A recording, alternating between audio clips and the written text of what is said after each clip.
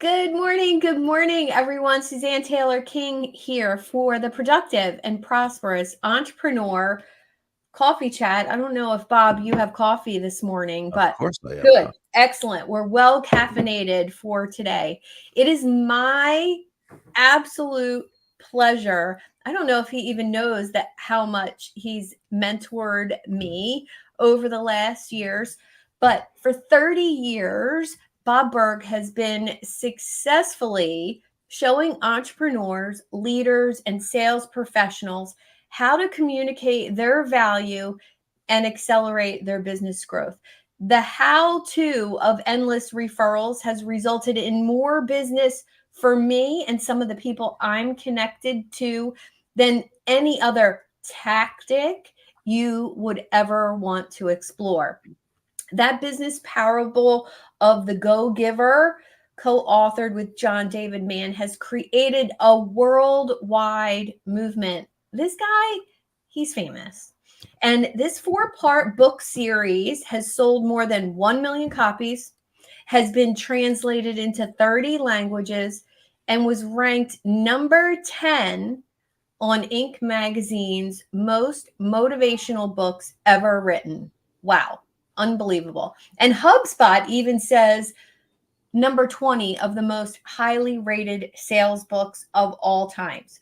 Bob is the founder of GoGiver Success Alliance, an online membership community for successful entrepreneurs, thought leaders, sales professionals, and his email is fabulous. That daily email, I love it.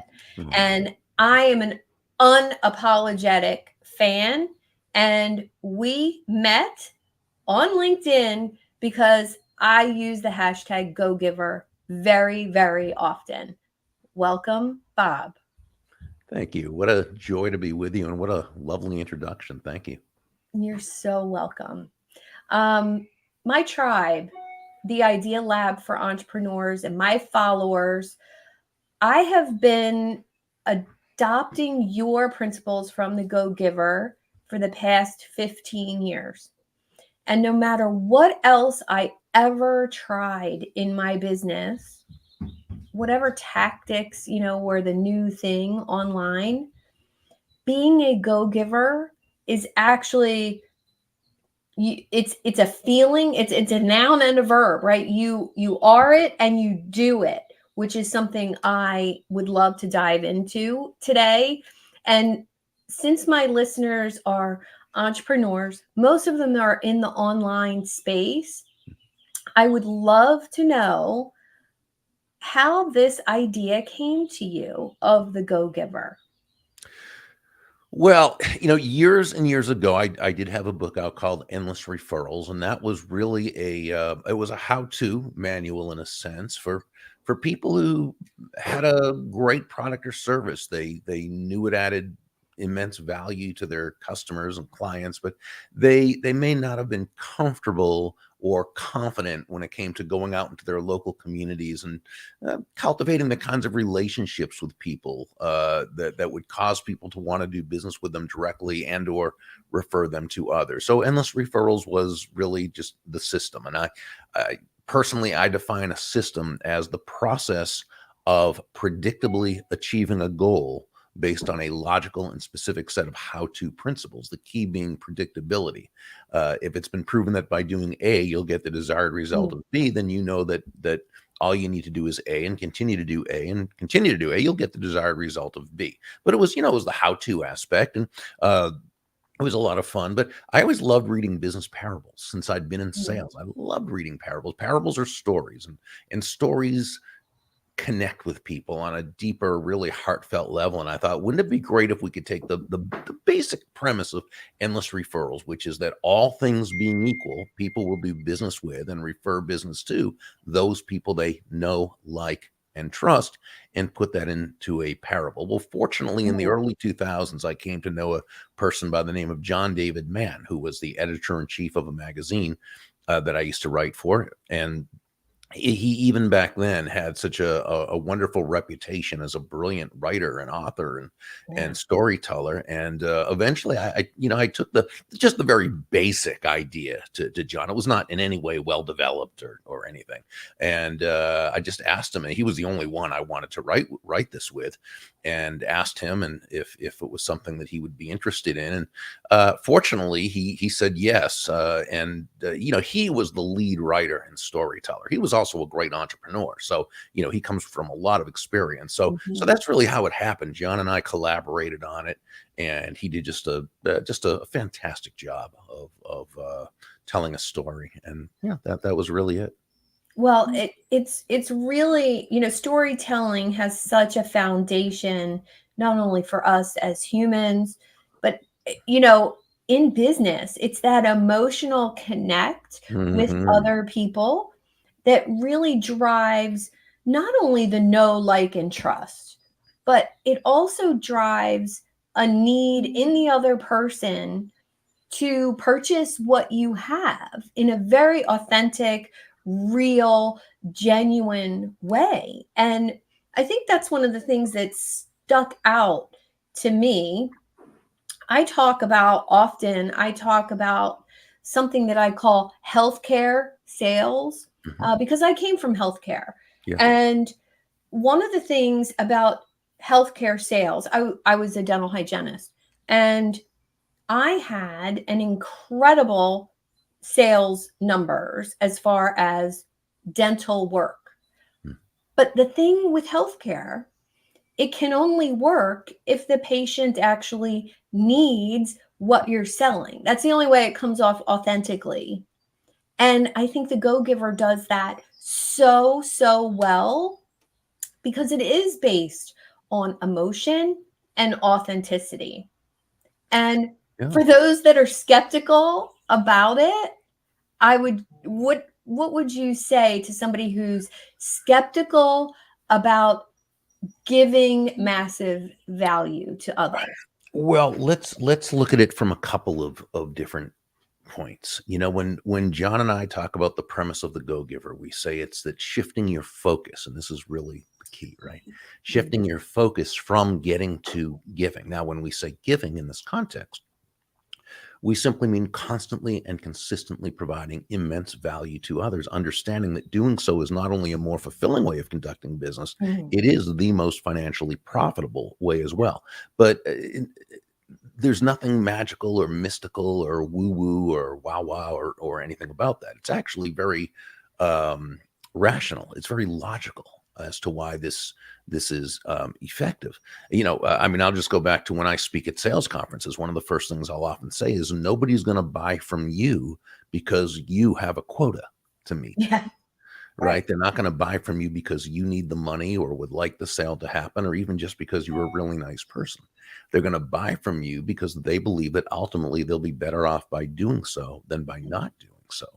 Well, this is fantastic news for that entrepreneur or sales professional who really has a heart for serving others, right? Mhm. Because when you think about it, when you can move your focus off of yourself and place it on serving others, discovering their needs, their wants, their desires, helping to solve their problems, helping to make their life better, move them closer to happiness, people feel good about you. They want to be in relationship with you. They want to do business with you. They want to tell the world about you. So that's really the first thing. The second thing is when people, a lot of times they'll love their product or service, but they have a hang up about sales Yeah. because there's a very big misperception about what selling is. And many people think sales is about trying to convince someone to buy something they don't want or don't need. And that, of course, as you know, that's not sales. That's called being a con artist. And I don't Yes. think, any of Yes. us want to be involved in that, but that's not what selling is. See, the old, and I remember John finding this out. He's such a wordsmith that the old English root of the word sell was selan, which meant to give. So when you're selling, you're literally giving. Now, someone might say, well, isn't that just semantics? Well, I don't think so. Let's say you're in the selling process. Okay. You have a prospective customer or client in front of you. you're about to have a sales conversation. What exactly, so you're selling, right? What exactly are you giving? Well, we suggest you're giving time, attention, counsel, education, empathy, and most of all, extraordinary value. So Yeah. when you see selling from that perspective, now you can feel great about it because you see it as something very benevolent in the process as opposed to a necessary evil. Yeah. Wow. That's almost like a quotable moment there. Because what I think sticks out for me is when you can be in that place of motivating somebody to a better future. It could be mentorship, it could be coaching, it could be inspiring, it could be a product that's going to solve their problems. When you're focused on solving someone's problem, you never have to sell in a manipulative or persuasive. It's I know if somebody's asking me, how do I work with you? I've done a great job.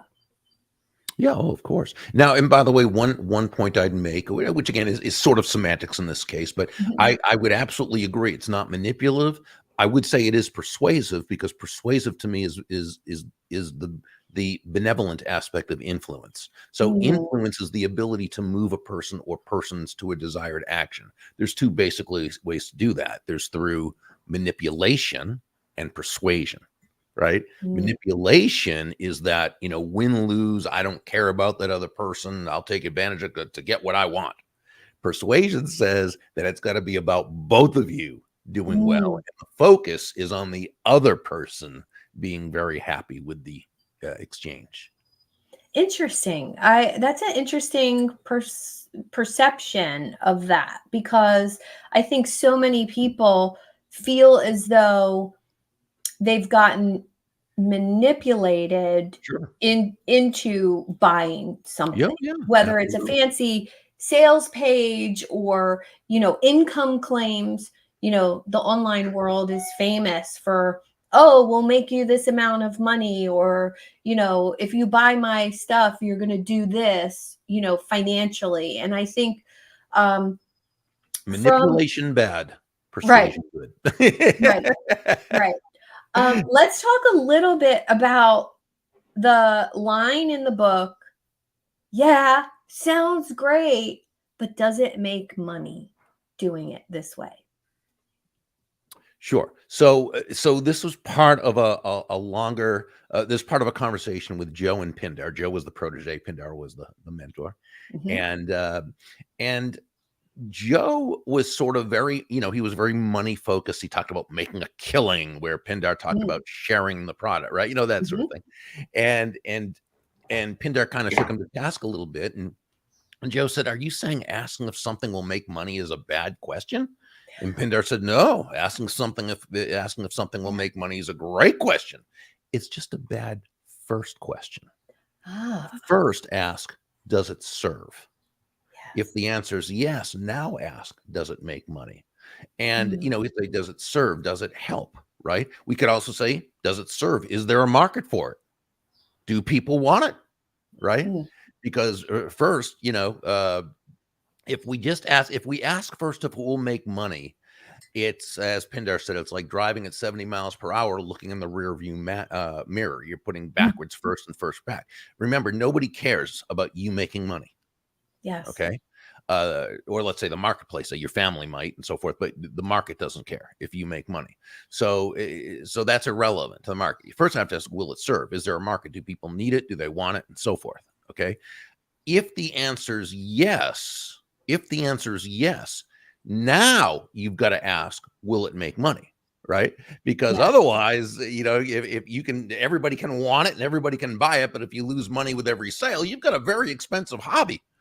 And, Yeah. hobbies are fine. We recommend them, but not as a business. Or if you can make your hobby your business, that's always even more fun. But in this case, what I'm saying is, yes, it's got to make money. Absolutely. Mhm. But that can't be first. That can't be the Yeah. first thought. This is why John and I say that money is simply an echo of value. Okay. Mm, It's and like all the good quotes in the book, that was John's. And, yeah. it's like, and the thunder, money is an echo of value. It's the thunder to values lightning.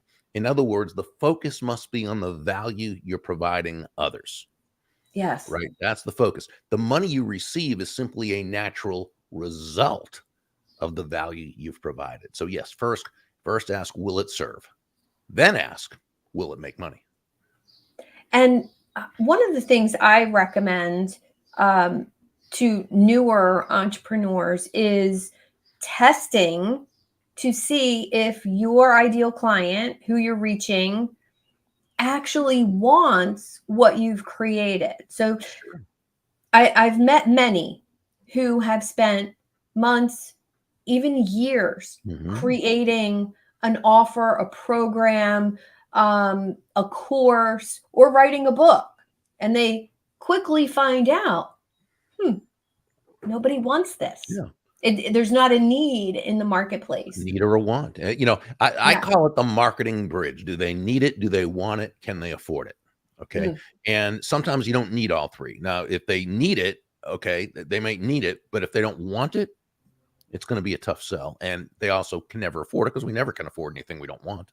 Right. right. And so then the Right. question has to be, do you create that need? You take the time to create that need, which, by the way, if you believe enough in what you do, maybe you do that. But that's choice. Then that depends on the situation. Now, if they Yes. need it, do they want it? Now, they may not need it. There are some things people don't need, but they want, and that's fine too. So, do Mhm. they need it? Do they want it? Then can they afford it? The marketplace that is going to need/want this, can they afford this offering? And so, if you have those in place, now you can say, okay, I've got something viable. Yeah. And I've noticed a big correlation with whatever the transformation is that you're offering in your book or your product or your service, depending on the perceived value of that Mhm. transformation, that A to B journey. Mhm. If you are priced too low, people don't think it's worth it, and there's a tipping point of value depending on where you price your products and services. There's many products out there that are $3, $7, $20, and they're full of value. But there's others that they're nothing. And what would you say to someone who's not sure how to determine that? Is my product valuable? Is my service valuable enough to give it all away, and then people will hire me for implementation or advice or mentorship? What advice would you give there? So all of those that you mentioned, and they're all great questions, but they're also all individual in nature because it depends upon the person's desired business model or the Mm, business model that's going to work for them. But let's go back and take it a little bit more general, and then I think we can sure. go from there. It's the first aspect is understanding the difference between price and value.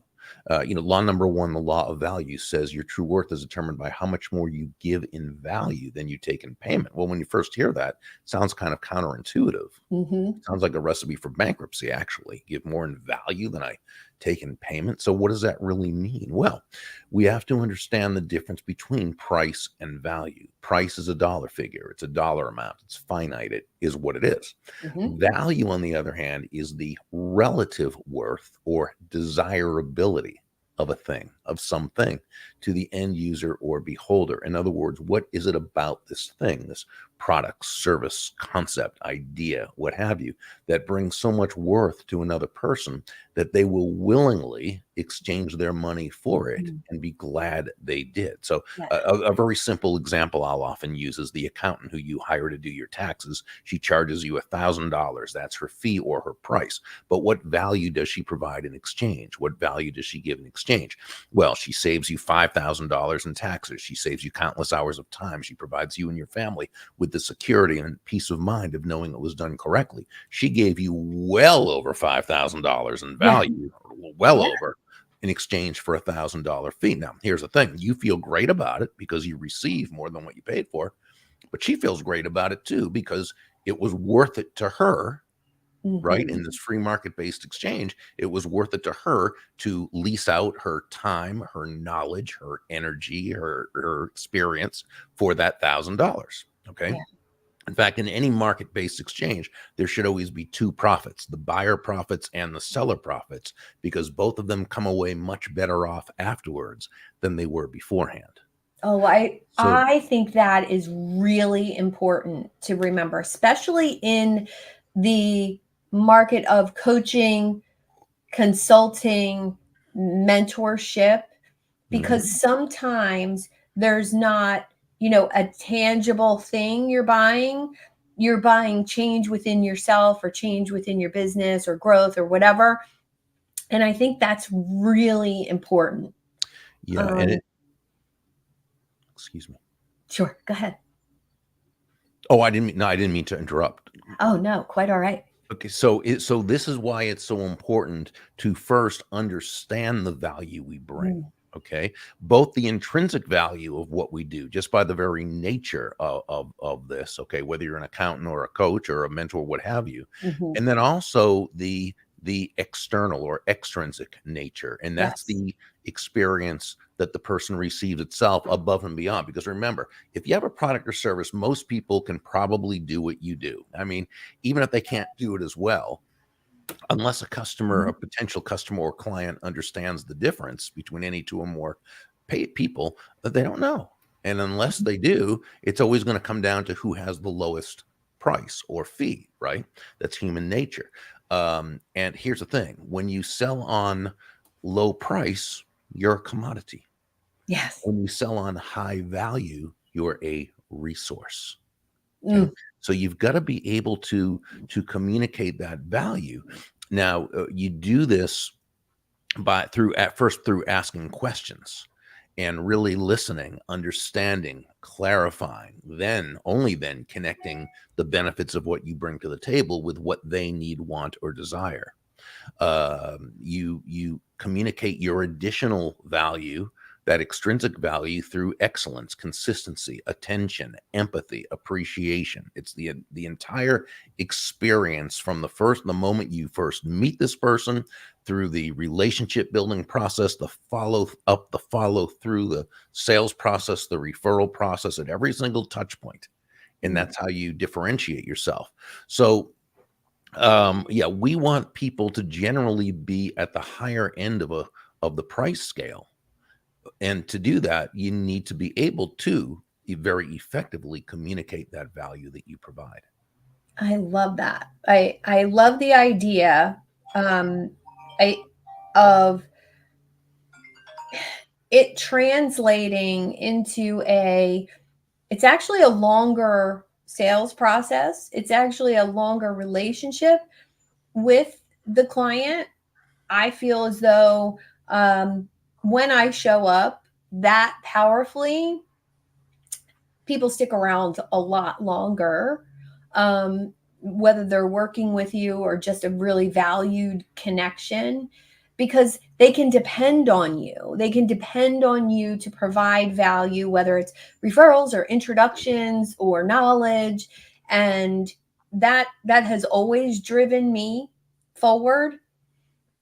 My next question is really about influence and what that looks like, to have influence over other people's decision making process, whether it's spending time watching this video, that's a decision.